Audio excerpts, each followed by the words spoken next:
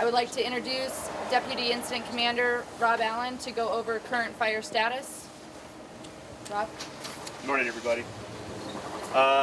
Like Sarah was saying, we are in charge of several fires. I'll start kind of at the north and we'll work our way down and around. The Blankenship fire is north of us here along the Pacific Crest Trail in Agnes Creek. That's in monitor status. We've been keeping an eye on that. It doesn't look like it's going to cross Agnes Creek, so that's kind of one of our tripping points, and we'd have to take some action up there. We're looking at the Wolverine fire.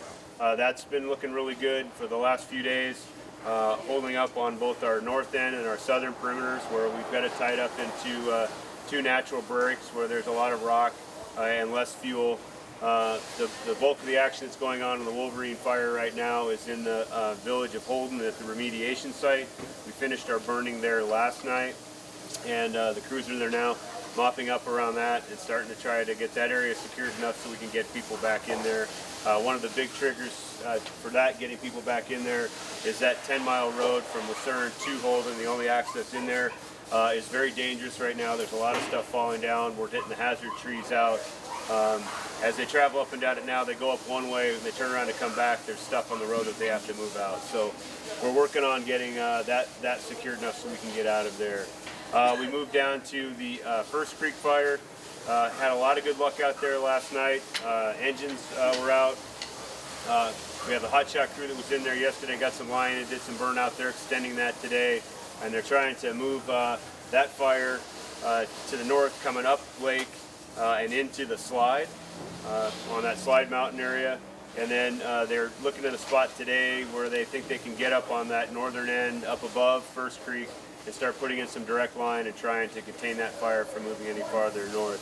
We were able to open up part of that road, the Lakeshore Drive, to some controlled traffic. Every couple hours we're letting people through so homeowners can get to their places above that area. But it's still pretty hazardous in there. We still have rocks, trees, stuff rolling back down. The power lines are off to the side of the road, but that is an issue also.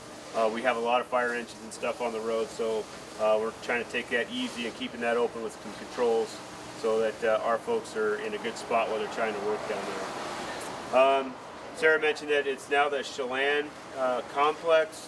As we try to pull all those fires together to make it easier, they all burn together into one. The easiest way for us to try to manage that so everybody's on the same page is we gave it a new name. We call it the Chelan Complex. We've got that broken into what we take as several branches and then down to divisions, and that's where the crews are doing the work.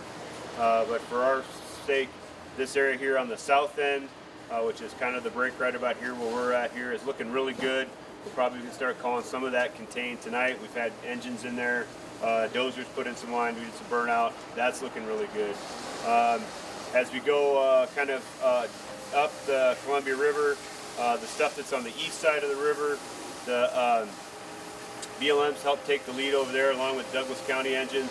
They've done a lot of really good work out there. We've got a lot of that looking pretty nice now.